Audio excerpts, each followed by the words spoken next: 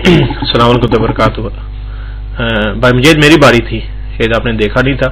بڑا شیخ صاحب، سوال یہ ہے کیا کسی صحابی سے یہ بات ثابت ہے کیا انہوں نے کبھی بھی اپنی داڑھی کو کاٹا ہو؟ اور کیا یہ ایک جیسے کہ اختلاف ہے علماء کے درمیان کہ داڑھی کو چھوڑ دینا چاہیے، اور کچھ علماء کہتے ہیں کہ عبداللہ بن عمر کی حدیث کے مطابق اگر ایک مٹ کے بعد اگر جو مزید بال ہوتے ہیں اگر ان کو کاٹا جائے تو یہ درست ہے. تو یہ جو تیسرا موقف ہے کیا یہ بھی محدثین یا علماء کے نزدیک ہے کہ بالکل چھوٹی سی اگر رکھ لیں تو یہ بھی داڑھی میں شمار ہوتی ہے؟ اس کے بارے میں آپ اپنا موقف بیان کریں. جزاک اللہ خیر. السلام علیکم.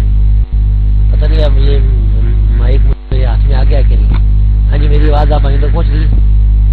عمر بھائی آواز آ رہی ہے؟ ٹھیک ہے.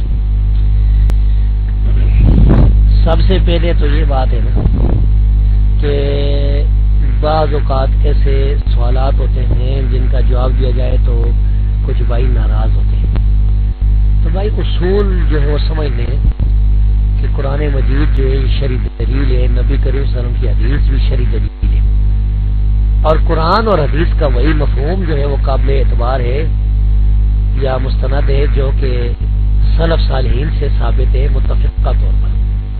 اگر سلف صالحین میں اختلاف ہوئے تو پھر ہم دیکھ لیں گے کس کی بات راجح ہے. دوسرا یہ کہ اگر کسی یعنی جواب سے اگر کوئی آدمی مطمئن نہیں ہے تو تحقیق جاری رکھے.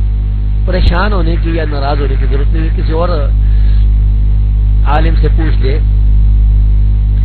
میرا بہرحال یہی موقف ہے کہ میں قرآن مجید کو نبی صلی اللہ علیہ وسلم کی حدیث کو حجت شرعی سمجھتا ہوں. اسی طرح مسلمانوں کے اجماع کو بھی اگر اجماع ثابت ہے، جھوٹا اجماع نہیں ہے، متفق کا بالکل اتفاق ہے، کوئی اختلاف نہیں کسی دور میں، چاہے صحابہ کا دور یا تابعین کا یا تبع تابعین کا، تو اسے میں حجت سمجھتا ہوں. چاہے وہ کسی نص پر ہے یا نص اگر نہیں ہے اجتہاد پر ہے، جو بات بھی اگر ثابت ہو جائے اجماع تو پھر اسے حجت سمجھتا ہوں. اور ساتھ ہی یہ کہ نبی کریم صلی اللہ علیہ وسلم کی حدیث کا وہی مفہوم جو محدثین سے صحابہ تابعین سے ثابت ہے اسی کو میں ترجیح دیتا ہوں. تو یہ جو آپ نے سوال کیا ہے اس کے بارے میں یہ ہے کہ رسول اللہ صلی اللہ علیہ وسلم سے یہ ثابت ہے کہ آپ نے داڑیاں چھوڑنے کا، داڑیاں معاف فرمانے کا حکم دیا ہے. بہت سی حدیثیں صحیح بخاری مسلم میں اور دوسری کتابوں میں، واعف اللحاء کے الفاظ میں، ارخ اللحاء کی بھی. تو ان حدیث سے یہ ثابت ہوتا ہے کہ داڑھی کا چھوڑنا واجب یا فرض ہے. تو محدثین کے نزدیک واجب فرض ایک ہی چیز کے دو نام ہیں. اب یہ کہ کیا رسول اللہ صلی اللہ علیہ وسلم سے داڑھی کا کاٹنا ثابت ہے، تو اس کا جواب یہ ہے کہ اللہ کے رسول صلی اللہ علیہ وسلم سے داڑھی کا کاٹنا بالکل ثابت ہے. کینچی لگانا یا داڑھی کا کاٹنا کسی حدیث سے ثابت نہیں. ترمذی کی جو روایت ہے کہ یعنی نبی کریم صلی اللہ علیہ وسلم داڑھی کی لمبائی اور چوڑائی میں سے ایک بال لیتے تھے، تو وہ روایت سخت ضعیف ہے. اس کا راوی عمر بن ہارون سخت متروک راوی ہے اور اس روایت کی کوئی اثر نہیں ہے. اب رسول اللہ صلی اللہ علیہ وسلم کے بعد صحابہ کا دور ہے. صحابہ کرام جو ہیں ان سے لمبی داڑیاں بھی ثابت ہے اور عبداللہ بن عمر رضی اللہ تعالیٰ عنہ سے صحیح سند کے ساتھ داڑھی کا کاٹنا بھی ثابت ہے. ایک مٹھی سے زیادہ داڑھی کا کاٹنا سیدنا عبداللہ بن عمر رضی اللہ تعالیٰ سے ثابت ہے. اسی طرح کچھ اور صحابہ سے اور تابعین سے بھی اس کا جواز ملتا ہے. مثال کے طور پر سیدنا عبداللہ بن عباس رضی اللہ تعالیٰ عنہ سے بھی جواز ملتا ہے. تو ان روایات کو مد نظر رکھتے ہوئے ہم یہ کہتے ہیں کہ داڑھی کا بالکل چھوڑنا، اس کو کینچی نہ لگانا یہ افضل ہے، یہ بہتر بات ہے. اسی پر ہمارا عمل ہے، ہم خود اسی پر عمل کرتے ہیں. لیکن اگر کوئی آدمی صحابہ کرام کے آثار کو مد نظر رکھ کر ایک مٹھی سے زیادہ داڑھی کو کاٹ دیتا ہے تو یہ جائز ہے، یہ حرام نہیں. اس بارے میں دو موقف ہے. ایک موقف تھا شیخ البانی رحمہ اللہ کا کہ یہ ضروری ہے اور زیادہ رکھنا بدعت ہے، تو یہ موقف بھی غلط ہے. اور ایک موقف ہے کہ اس کو کاٹنا حرام ہے، یہ موقف بھی غلط ہے. اور درمیانی راستہ یہی ہے کہ یہ دونوں یعنی دونوں طرح جو ہے وہ صحیح ہے، لیکن رسول اللہ صلی اللہ علیہ وسلم کی جو حدیث ہے اس کو ترجیح سکے. بھائی آپ بعد میں رابطہ کیجیے گا. تو وہ اس کے علاوہ یعنی میرے علم میں کوئی ایک صحابی یا تابعی ایسا نہیں ہے یا تبع تابعی یا کوئی محدث جس نے یہ کہا کہ داڑھی کو کینچی لگانا حرام ہے. ایک مٹھی تک، ایک مشت تک جواز صحابہ یا تابعین سے ملتا ہے۔ اب رہا یہ مسئلہ کہ بالکل چھوٹی چھوٹی داڑھی، یعنی مثال کے طور 1 انچ 2 انچ، ایک مٹھی سے کم، تو یہ بالکل ناجائز ہے، یہ جائز نہیں، یہ حرام ہے، کیونکہ یہ نہ تو صحابہ سے ثابت ہے، نہ تابعین سے ثابت ہے، نہ سلف صالحین سے ثابت ہے۔ تو بہتر بات تو وہی ہے جو رسول اللہ صلی اللہ علیہ وسلم کی ہے کہ آپ سے کینچی لگانا ثابت نہیں، بہتر بات تو یہ ہے۔ اور صحابہ کرام کی جو بات ہے وہ جواز کی دلیل ہے، کیونکہ اگر یہ ناجائز کام ہوتا تو کوئی صحابہ میں سے کوئی اٹھتا اور انکار کرتا، اور عبداللہ بن عمر رضی اللہ تعالیٰ عنہ تو اتباع سنت میں بہت آگے تھے۔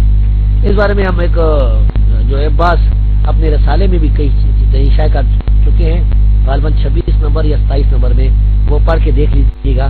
میرا خیال ہے کہ آپ کے سوال کا پورا جواب ہو چکا ہے، تو اسی کے ساتھ میں اب مائک چھوڑتا ہوں۔ دوسرے روم سے سوال کیا گیا ہے ایک بھائی کا، انہوں نے لکھا تھا کہ سستی کی وجہ سے کوئی آدمی جو ہے وہ نماز چھوڑ دیتا ہے، تو کیا اس کو یعنی وہ کافر کہیں گے یا فاسق؟ نماز سستی کی وجہ سے چھوڑنے والا کافر ہے یا فاسق؟ یہ اس بھائی کا سوال ہے، مکی بھائی کا، دوسرے روم سے۔ جزاکم اللہ خیر۔ جی السلام علیکم۔ اچھا، میں اس کو صحیح طریقے سے چھوڑتا ہوں، یہ کوئی ہمارے کمپیوٹر میں خرابی ہے کہ مائک؟ اچھا آپ صحیح ہوگا، یعنی مائک ہمارا جو ہے نا وہ اس کو ٹرانسمیٹر کو ادھر بھی دباتے ہیں تب بھی نہیں ہوتا، دوسرے پر بھی، تو خیر پتہ نہیں، اللہ ہی خیر کرے گی، کیا مسئلہ ہے۔ اب رہ گیا نا مسئلہ نماز کے بارے میں۔ نماز کے بارے میں اہل حدیث علماء کے دو گروہ، ایک کہتے ہیں کہ جو آدمی سستی کے ساتھ نماز جو ہے وہ چھوڑ دیتا ہے، ایک بھی وہ کافر ہے، اور عرب علماء بھی اس کی قائل ہے، اور ایک گروہ جو ہے وہ کہتا ہے کہ نہیں وہ کافر نہیں ہے، شیخ البانی وغیرہ اس کے قائل ہیں۔ تو میں بھی اسی کا قائل ہوں کہ جو آدمی سستی کی وجہ سے نماز چھوڑ دیتا ہے، ایک نماز نہیں پڑھتا، 2 نمازیں نہیں پڑھتا، تو کافر نہیں ہے، فاسق فاجر ہے، سخت مجرم ہے، گناہگار ہے، اسے توبہ کرنی چاہیے۔ ہاں اگر بالکل ہی چھوڑ دیتا ہے، مطلقاً جو ہے تارک الصلاۃ بن جاتا ہے، تو پھر وہ مسلمان نہیں ہے، لیکن سستی کی وجہ سے 1 نماز چھوڑ دی، 2 نمازیں چھوڑ دی، تو یہ فاسق فاجر ہے، یہ بہت بڑا گناہگار ہے، مجرم ہے، یعنی اس کو توبہ کرنی چاہیے۔ تو میرا خیال ہے آپ کے سوال کا جواب ہو گیا ہے۔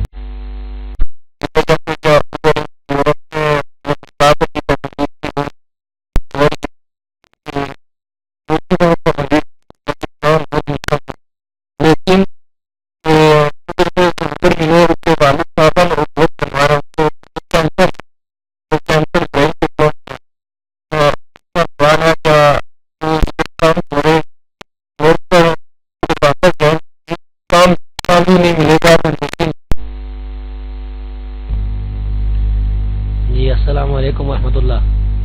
ہاں جی، میری آواز آپ بھائیوں تک اگر پہنچ گئی بتا دیں، آواز صحیح ہے نا؟ صحیح ہے۔ جو آپ کا سوال ہے، میں یہ سمجھا ہوں کہ کوئی شخص یورپ سے ہجرت کر کے جو کسی مسلمان ملک میں چلے گئے اپنے بچوں کو بھی لے کے، تاکہ ان کے بچے جو ہیں وہ برائی سے بچے رہے اور دین جو ہے سیکھے۔ تو ٹھیک ہے، اگر ہجرت انہوں نے واقعی ہجرت کر لی ہے تو پھر تو واپس ان کے لیے جانا جائز نہیں ہے، اور انہوں نے اگر اس طرح ہجرت کی ہے کہ وہ اپنے بچوں کو اپنے ایمان کو بچانے کے لیے آئے تو پھر واپس بھی جا سکتے ہیں۔ تو یہ ایک تو معاملہ یہ ہوا۔ دوسرا مسئلہ یہ ہے کہ ان کے والد صاحب وہاں اسی علاقے میں رہتے ہیں، یعنی یورپ میں ہی، اور جو بیمار ہو گئے تو والد کی خدمت کرنا بھی اس پر تو ضروری ہے۔ قرآن کریم کا حکم ہے وَصَاحِبُ مَا فِی الدُّنْيَا مَعْرُوفًا، تو اس آدمی کو چاہیے کہ وہ وہاں اپنے والد کے پاس چلا جائے، کچھ عرصہ اس خدمت کرے، اور بچے جو ہے نا، اگر بچے اسی مسلمان ملک میں وہ پیچھے چھوڑ کے چلا جائے، پیچھے اس کی بیوی ہے، کوئی سالہ ہے، بچوں کی نگہبانی کرنے والے ہیں، تو یہ بہتر ہے کہ وہ مسلمان ملک میں رہے۔ اور اگر ایسا نہیں ہے تو مجبوراً بچے اس کو لے جانا پڑتے ہیں، تو پھر وہ تھوڑے عرصے کے لیے جائے پھر آ جائے۔ اور اگر وہ یورپ اپنے بچے لے جاتا ہے اور بچے وہاں خراب ہو جاتے ہیں تو پھر اس کے لیے جانا جائز نہیں۔ اور یہ بھی ہو سکتا ہے کہ وہ اپنے والد کو وہاں بلا لے، ان کو کہے کہ آپ میرے پاس آ جائیں، میں آپ کی خدمت کرتا ہوں۔ ہاں، تو انگلینڈ سے اس کو بلا لے، مثلا مثال کے طور پر وہ آدمی سعودی عرب آ گیا یا پاکستان آ گیا ہے، تو اپنے والد کو، اور اگر وہ نہیں آنا چاہتے تو پھر یہ ان کے پاس جائے، ان کی جو ہے نا جو ضرورت ہے خدمت ہے وہ کرے. اگر بہت سے بھائی ہیں تو اپنے اپنے نمبر پر، مثلا 3-4 بھائی ہیں تو والد کی خدمت ہے تو ایک مہینہ جو وہ سارے رہیں. بہرحال والد کی خدمت کرنا بھی انتہائی ضروری ہے، اور اپنا ایمان اور عقیدہ بچانا، اپنی اولاد کی اصلاح کرنا بھی یہ انتہائی ضروری ہے. تو یہ خود فیصلہ کرے تاکہ ان کا اپنا مستقبل بھی خراب نہ ہو. لیکن وہاں جا کر وہ عارضی رہیں گے، اگر وہ ہجرت کر چکے ہیں تو پھر وہ عارضی جا کے پھر واپس آ جائے گا. میرا خیال ہے کہ آپ کے سوال کا جو ہاں جی ہو چکا ہے، ابھی میں چھوڑنے والا ہوں مائک. السلام علیکم. سوری البدری بھائی ہے شیخ صاحب کی گل بنی سی جو ان نے یورپ سے فرانس سے ہجرت کی ہے انگلینڈ تک، مسلمان ملک پر نہیں گئے، وہ انگلینڈ سے ہجرت کی ہے. انگلینڈ دنیا یورپ کے ملکوں سے بہتر ہے، ادھر اسلامی اسکول بھی ہے، اسلامی مسجدیں بھی ہیں، مدرسے بھی ہیں، نہ کوئی پابندی کرتے ہیں ہمارے پر.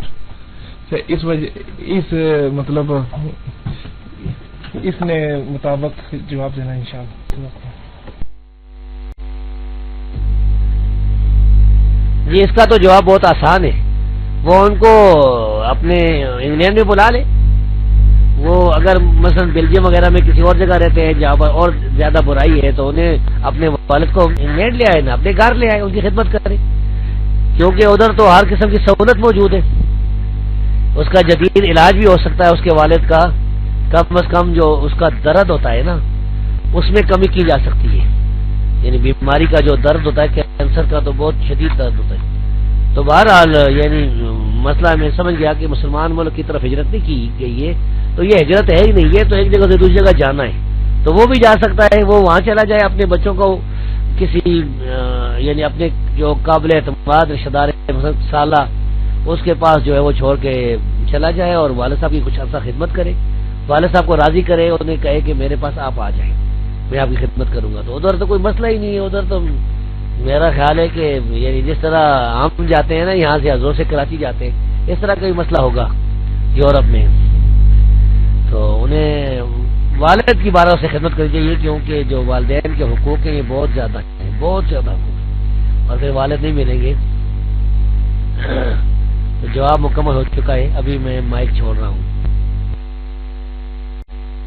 السلام علیکم ورحمۃ اللہ وبرکاتہ. جزاک اللہ خیر شیخ صاحب.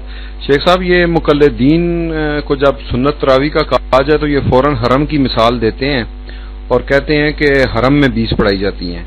تو یہ بتائیے کہ حرم میں دونوں حرمین میں 20 کیوں پڑھائی جاتی ہیں؟ کیا ان کو سنت کا مطلب نہیں پتا یا انہوں نے وہ حدیث نہیں پڑھی؟ اور دوسرا یہ بتائیے کہ نماز کے بعد اللہ اکبر استغفر اللہ استغفر اللہ استغفر اللہ یہ احادیث سے ملتا ہے، لیکن سعودیہ کے اندر اللہ اکبر نہیں ہے. وہ ان کے چارٹس دیکھ لیں، ان کی کتب دیکھ لیں، وہ فوراً نماز کے بعد 3 دفعہ استغفر اللہ کہتے ہیں، اللہ اکبر نہیں کہتے. اس پر بھی روشنی ڈالیے. جزاک اللہ خیر. السلام علیکم. وعلیکم السلام ورحمۃ اللہ. تراویح والا جو مسئلہ ہے اس کا جواب یہ ہے کہ سعودی عرب میں کیونکہ بادشاہی نظام قائم ہے تو بادشاہ جو حکم دیتا ہے وہ اسی کے علماء پابند ہوتے ہیں. تو بادشاہ کا یہ حکم ہے کہ وہاں حرمین میں 20 پڑھائی جائیں، تو اس وجہ سے وہاں 20 پڑھتے ہیں. یہ نہیں کہ کوئی مسئلہ ہے ان کا کہ انہوں نے ان کو نئی حدیثیں مل گئی ہیں، ان کے پاس کوئی نئی دلیلیں آ گئی ہیں جو کہ ہمارے پاس نہیں ہے. یہ ایسا کوئی مسئلہ نہیں. بادشاہ کا مسئلہ ہے. بادشاہ جو ہے سیاسی لوگ ہوتے ہیں، وہ چاہتے ہیں سارے لوگ راضی رہے، کوئی ناراض نہ ہو، کیونکہ وہاں جو جانے والے حنفی بھی ہیں، شافی بھی ہیں، مالکی بھی ہیں، حنبلی بھی ہیں، اہل حدیث بھی ہیں، سب لوگ ہیں. تو جو لوگ وہاں پر جاتے ہیں قسم کے سب لوگوں کو راضی رکھنا مقصود ہوتا ہے. تو سعودی عرب کے جو حکمران ہیں، حکمرانوں کے جو حکم کی وجہ سے وہاں پر پڑھے جاتی. ایسا کوئی مسئلہ نہیں. ورنہ اگر کوئی عربوں کا مسئلہ ہوتا نا تو عرب جو ہیں پھر دوسری مسجدوں میں 8 رکعت تراویح نہ پڑھتے. مکہ میں اور مدینہ میں کئی 100 مسجدیں ہیں اور ان مسجدوں میں عام مسجدوں میں 8 رکعت تراویح پڑھائی جاتی ہے. یہ دو جو حرمین ہیں نا ان کو چھوڑ کر باقی جو مسجدیں مدینے اور مکے کی، اسی طرح ریاض میں بھی اور دوسرے بھی جو سعودی عرب کے شہر ہیں، جو لوگ ہیں ان کو جانتے ہیں کہ وہاں پر 8 پڑھائی جاتی ہے. تو یہ علماء جو ہے وہاں پر اکثریت علماء کی وہ اس کو سنت سمجھتے ہیں 8 کو، 20 کو سنت سمجھنے کے قائل نہیں ہے. اور یہ بادشاہ کا چونکہ حکم ہے تو حکم بادشاہ کی اطاعت کرتے ہو کیونکہ یہ نفلی نماز ہے. ہمارے نزدیک اگر کوئی آدمی 20 رکعت نفل کر کے پڑھتا ہے تو کوئی گناہ نہیں. 20 پڑھے 40 پڑھے کوئی جتنی مرضی ہے پڑھے, وہ نفل کر کے اگر پڑھتا ہے تو کوئی گناہ نہیں ہے. تو وہ نفل کر کے پڑھتے ہیں. اور دوسرا یہ ہے کہ اس میں انہوں نے یہ طریقہ کیا ہوا ہے کہ امام بدل جاتے ہیں. ایک امام جو ہے وہ 10 رکعتیں پڑھا کے چلا جاتا ہے, پھر دوسرا امام جو پڑھاتا ہے تو وہ امام وہاں نہیں کھڑا ہوتا کہ 10 رکعتیں پڑھا کر پیچھے کھڑا ہو جائے پھر 20 پوری کرے, وہ نہیں چلا جاتا ہے. اور دوسرا یہ ہے کہ ان اماموں کے فتوے بھی ہمارے پاس موجود ہیں جو کہتے ہیں کہ سنت 8 ہی ہے. یعنی سعودی عرب کے جو امام ہیں اور حرمین کے جو امام ہیں ان کے بھی فتوے موجود ہیں, اور ایک فتویٰ جو ہے نا وہ خاص کتابی شکل میں بھی چھپا ہوا موجود ہے. تو یہ وجہ ہے. دوسرا جو سوال تھا اللہ اکبر والا, تو حدیث صحیح موجود ہے بخاری مسلم کی کہ سیدنا عبداللہ بن عباس رضی اللہ تعالیٰ فرماتے ہیں کہ مجھے پتہ چل جاتا تھا کہ نبی صلی اللہ علیہ وسلم کی نماز ختم ہو گئی ہے اللہ اکبر کہنے کی وجہ سے, اللہ اکبر سے. تو یہ حدیث بالکل صحیح ہے. اور اس پر امام ابو داؤد نے باب باندھا ہے, باب التکبیر بعد الصلاۃ, نماز کے بعد اللہ اکبر کہنا. اب جو عرب علماء ہیں وہ انہوں نے تعویل کر رکھی ہے, وہ کہتے ہیں تکبیر سے مراد ذکر ہے. یہ تعویل غلط ہے, یہ باطنیوں کی تعویل ہے, یہ دور کی تعویل ہے. اور صحیح بات وہی ہے جو کہ میں نے حدیث میں تکبیر کے الفاظ ہیں تو تکبیر ہی مراد ہے. جب کہا جاتا ہے کہ نماز میں جب آدمی کھڑا ہو جائے تو وہ تکبیر کہے, اذا قمت الی الصلاۃ فکبر, جب تو نماز کے لیے کھڑا ہو جائے تو تکبیر کے, تو تکبیر سے اللہ اکبر کہنا ہی مراد. تو یہ یعنی سعودی علماء کی بڑی غلطی ہے. اور میرا ایک دفعہ اس پر میری بات بھی ہوئی تھی ایک سعودی عالم سے, اللہ اس کو جزائے خیر دے, اس نے پھر رجوع کر دیا تھا, اس نے اپنی بات سے پھر رجوع کر لیا تھا. یہ میں نے سفر نامہ یمن میں اس کا تذکرہ کیا ہے.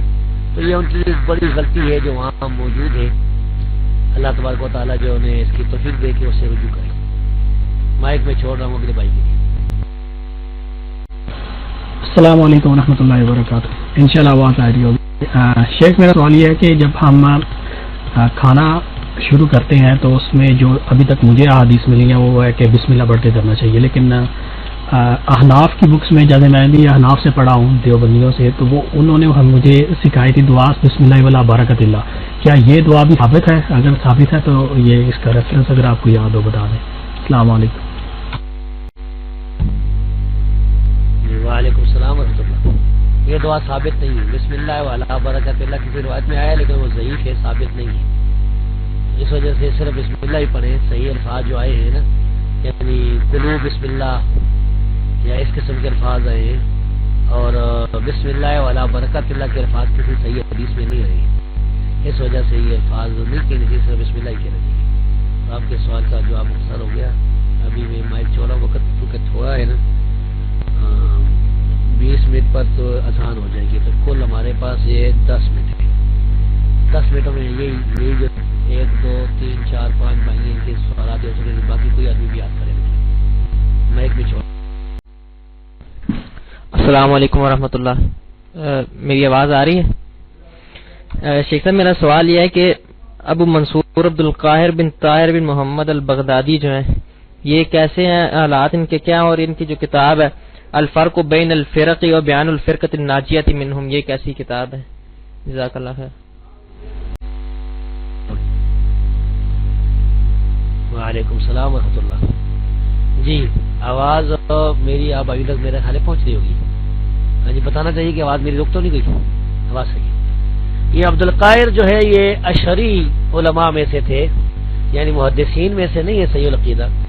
تو بہرحال یہ ان کی کتاب یعنی فرق بین الفرق بڑی مشہور کتاب ہے. اس میں بعض حوالے جو ہے پیش کی جا سکتے ہیں. تو یہ آدمی تو بذات خود سچے تھے, جھوٹے نہیں تھے, لیکن بدعتی تھے, اشاعرہ میں سے تھے.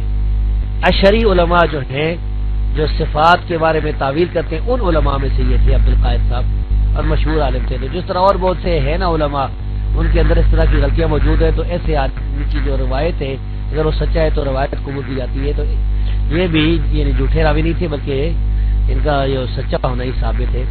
تو ان کی کتاب سے صدا کیا جا سکتا ہے. ان کی اس کتاب 2 کتابیں ان کی ہیں, اصول الدین بھی اور الفرق بین الفرق بھی ہے. یہ آپ کے سوال کا جواب. مزید تفصیل کے لیے ان کا ترجمہ سیر اعلام النبلاء وغیرہ میں بھی ہوگا, ادھر آپ دیکھ سکتے ہیں. مائک میں چھوڑ رہا ہوں. السلام علیکم ورحمۃ اللہ. تو سر میرا 2-3 سوال ہے مختصر میں پوچھ رہا ہوں آپ سے. ایک تو یہ کہ بہت سے لوگوں سے سنا ہے کہ تاریخ بغداد جو ہے کتاب، اس میں ایک حوالہ ہے کہ جو ائمہ اربعہ میں سے امام شافعی بن حنبل اور تیسرے امام جو ہے ان کا ان کی متفقہ ابو حنیفہ جو ہے وہ گمراہ تھے. ٹھیک ہے. اور ایک اور سوال آپ کا کہ آپ کی کتاب ہے ایک امام بغوی کی، آپ نے ترجمہ کیا ہے نبی صلی اللہ علیہ وسلم کے لیل و نہار، کیا وہ آپ کی کتاب ہے؟ اس کے بارے میں بتا دیں. جزاکم اللہ. جی السلام علیکم. تاریخ بغداد میں واقعی جو ہے وہ امام ابو حنیفہ کے حالات موجود ہیں 13ویں جلد میں، اور ان پر جرح بھی لکھی ہوئی ہے اور ان کی توثیق بھی لکھی ہوئی ہے. ان کی تاریخ میں بھی روایتیں اور ان کے خلاف بھی روایتیں. تو ان روایتوں میں تحقیق کی جاتی ہے ہر روایت کے لیے کہ یہ روایت صحیح ہے کہ نہیں. تو مختلف قسم کی باتیں ملتی ہیں. بھائی بس یہی آپ کے لیے کافی ہے کہ آپ جو ہیں وہاں اگر کوئی روایت ملے گی نا تو اس روایت کی ہر راوی کی تحقیق کریں گے، ہر راوی کو دیکھیں گے اسماء اور رجال کتابوں میں، پھر ہی اسے استدلال کر سکتے ہیں، ورنہ ہر قسم کی روایت ایسے موجود ہیں. یہ لیل و نہار والی کتاب واقعی میری کتاب ہے، اس پر میں نے کام کیا تھا. پھر یہ جو نسخہ چھپا ہے نا، اگرچہ یہ میرے دستخطوں کے بغیر چھپی ہے لیکن نسخہ وہی ہے جو کہ جس پر میں نے کام کیا تھا. ابھی تک میرے علم میں کوئی ایسی بات نہیں آئی کہ ناشر نے کوئی کسی کے خیانت کی ہو. لیکن یہ بات ہے کہ بعض چیزوں کے بارے میں میری تحقیق جو ہے وہ بدل گئی ہے. ظاہر ہے کہ آدمی کو جو زیادہ کتابیں ملتی ہیں، وسائل زیادہ ہوتے ہیں، تو تحقیق میں کچھ نہ کچھ تبدیلی آ جاتی ہے. تو ناشر کو یہ چاہیے کہ جب بھی وہ شائع کرے مجھ سے چیک کرائے تاکہ جو کوئی قابل اصلاح بات ہو تو اس کی اصلاح کر دی جائے. تو کتاب تو میری ہے لیکن اس میں بعض روایتیں جو ہیں وہ اس میں حکم بدل گیا. مثلا ضعیف لکھا ہے تو ضعیف نہیں ہے، یا صحیح اثر لکھا ہے تو ضعیف ہے. اس قسم کی اس میں ہیں خامیاں. تو میرے پاس وقت نہیں ہے کہ میں اس کی روایتوں کا دوبارہ وہ پوری نظرثانی کر کے نا تو ایک مضمون شائع کر دوں الحدیث میں. دعا کرے مجھے موقع ملے کبھی تو کر دوں گا انشاءاللہ. بہرحال یہ کتاب واقعی میری کتاب ہے اور میں نے لکھی ہے. مائک میں چھوڑ رہا ہوں جی عمر بھائی کے لیے. السلام علیکم وبرکاتہ. معافی چاہتا ہوں وہ مائک میوٹ تھا. شیخ صاحب جیسے ابھی تھوڑی دیر پہلے ابو رقیہ بھائی نے سوال کیا کہ ایک آدمی نے فرانس سے یو کے میں ہجرت کی، تو بعض علماء کا یہ بھی کہنا ہے کہ جب اللہ کے رسول صلی اللہ علیہ وسلم نے مکہ سے مدینہ ہجرت کی تو مدینہ اس وقت اسلامی علاقہ نہیں تھا، وہاں شریعت نافذ نہیں تھی. تو اس بنا پر اگر ایک آدمی ایک ایسے علاقے میں رہتا ہے جہاں اس کے لیے اسلام پر عمل کرنا مشکل ہے، جیسے فرانس میں حجاب پر اور مختلف چیزوں پر بہت سخت پابندی ہے، تو اس لحاظ سے اگر وہ یو کے اگر آ جائے تو اس کے لیے بھی یہ ہجرت ہے. تو کیا یہ ہجرت بنتی ہے اس لحاظ سے، کیونکہ وہ دلیل وہ مکہ سے مدینہ کی دیتے ہیں؟ تو اس پر آپ روشنی ڈالیں. بارک اللہ فیکم شیخ. یہ مدینہ پر قیاس نہیں کیا جا سکتا، کیونکہ نبی صلی اللہ علیہ وسلم جب مکہ سے ہجرت کر کے آئے تو مکہ میں آپ کو خطرہ تھا، وہ شہید کرنا چاہتے تھے. مدینہ آپ کی پناہ گاہ تھی، اور مدینہ میں کوئی اسی قسم کا یعنی کفریہ یا طاغوتی قانون نہیں تھا، بلکہ قبائلی دور تھا. اور مدینہ میں اللہ کے رسول صلی اللہ علیہ وسلم کو تحفظ حاصل تھا. اللہ کے رسول جب مدینہ تشریف لے آئے تو آتے ہی مدینہ میں قانون تو آپ کا چلائے. اس کے بعد ایسا نہیں ہوا کہ اللہ کے رسول صلی اللہ علیہ وسلم کا قانون نہ چلا اور کسی غیر کا قانون چلو. تو یہاں وہ مسئلہ نہیں ہے، یہ ان کی ہجرت نہیں ہے. یہ جو فرانس انگلینڈ جاتے ہیں نا، وہ یہ کہہ سکتے ہیں کہ وہ ایک جگہ سے دوسری جگہ چلے گئے ہیں اپنا ایمان عقیدہ بچانے کے لیے، لیکن وہ شرعی اسلام میں جس کو ہجرت کہتے ہیں یہ وہ ہجرت نہیں ہے. اسے یعنی یہی اس بات کا جواب ہے. میں ابھی مائک چھوڑ رہا ہوں، وقت بہت تھوڑا ہے نا، کیونکہ ابھی میرے پاس کل کتنے منٹ ہیں جی؟ 4 منٹ ہیں. تو یہ اس میں 2 بھائیوں کے سوالوں کے جواب ہو سکیں گے. آج جو مائک چھوڑ. السلام علیکم ورحمۃ اللہ وبرکاتہ. شیخ صاحب حدیث میں حوالہ ملتا ہے کہ دائیں ہاتھ سے کھایا کریں، حکم بھی ہے. تو لوگ یہ تعویل کر رہے ہیں کہ اگر کوئی بندہ کانٹے سے کھا رہا ہے یا وہ مشروب بوتل کے اندر ڈال کے پی رہا ہے جس سے ڈائریکٹ اس کی غذا کو بایاں ہاتھ ٹچ نہیں کر رہا تو وہ اس سے کھا سکتا ہے. ہاں اگر ننگے ہاتھ سے چاول کھائے گا تو وہ بائیں ہاتھ سے کھانا منع ہے. ہاتھ میں ڈال کے پانی پیے گا تو بائیں ہاتھ سے پینا منع ہے. پانی اگر گلاس کے اندر ہے تو وہ بائیں ہاتھ سے پینا کوئی معیوب نہیں ہے. تو قرآن اور حدیث کی روشنی میں بتائیے کہ کیا یہ طویل جائز ہے؟ السلام علیکم. وعلیکم السلام ورحمۃ اللہ. اس کا بڑا آسان جواب ہے کہ یہ تعویل جائز نہیں ہے. ان لوگوں کو کہیں کہ آپ نے جو یہ تعویل کی ہے نا، یہ کس سے لی؟ آپ نے کس صحابی سے؟ تابعی، تبع تابعی، کس محدث سے لیے؟ یعنی کسی سے بھی اگر وہ ثابت کر دیں تو پھر تو ٹھیک ہے، جب نہیں ثابت کر سکتے تو اپنی طرف سے کس طرح کہتے ہیں؟ اللہ کے رسول صلی اللہ علیہ وسلم تو سارے کاموں میں پسند کرتے تھے دائیں ہاتھ سے، کان یحب التیمن یعنی کلہ، اور وہ کھانے میں بھی اور اس طرح کپڑا پہننے میں، جوتے پہننے میں، یہ جتنے نیکی کے کام تھے ان میں اللہ کے رسول صلی اللہ علیہ وسلم جو ہے دائیں طرف سے پسند کرتے تھے۔ تو اب یہ کہنا کہ مثلا چائے پیالی ہاتھ میں بائیں ہاتھ میں پیے، نہیں، وہ اس حدیث کی روح سے ممنوع ہے۔ وہ اگر کہتے ہیں کہ یہ جائز ہے تو اس کے لیے وہ دلیل پیش کریں، میرے خیال میں کوئی دلیل موجود نہیں۔ میں ایک میں چھوڑ رہا ہوں۔ السلام علیکم ورحمۃ اللہ وبرکاتہ۔ شیخ میرا سوال یہ ہے کہ جیسا کہ غالباً بخاری میں یہ حدیث آتی ہے کہ آپ صلی اللہ علیہ وسلم نے بغیر کسی خوف کے نمازوں کو اکٹھا کیا، تو کوئی شخص اگر اپنے گھر کے اندر رہتے ہوئے کبھی کبھی، ہمیشہ نہیں کبھی کبھی سستی کی وجہ سے اگر نمازیں اکٹھی کر لیتا ہے تو کیا وہ گناہ گار ہوگا یا نہیں؟ السلام علیکم۔ وعلیکم السلام ورحمۃ اللہ۔ اگر تو کوئی شرعی عذر ہے، کوئی شرعی مسئلہ ہے، پھر جائز ہے۔ یعنی اگر کوئی شدید شرعی قسم کا اس کے پاس کوئی ضرورت ہے، شریعت اس کو اجازت دیتی ہے، تو پھر تو جائز ہے کہ وہ آدمی دو نمازیں جمع کر سکتا ہے، ورنہ گھر میں دو نمازیں جمع کرنا جائز نہیں ہے۔ سستی کی وجہ سے یا کسی معمولی کام کی وجہ سے دو نمازیں جمع کرنا یہ صحیح نہیں ہے، کیونکہ اس کا یہ جو ہے عمل نہ تو اللہ کے رسول ثابت ہے نہ صحابہ سے۔ وہ جو مدینے میں آپ نے دو نماز جمع کی تھی وہ تو رفع حرج کے لیے کی تھی، اراد اللہ یحرجا یا یحرج امتو، کہ آپ کا یہ ارادہ تھا کہ میری امت کو اس میں حرج نہ ہو۔ تو بس اسی سوال کے جواب کے ساتھ میں آپ سے جو ہے وہ رخصت دیتا ہوں۔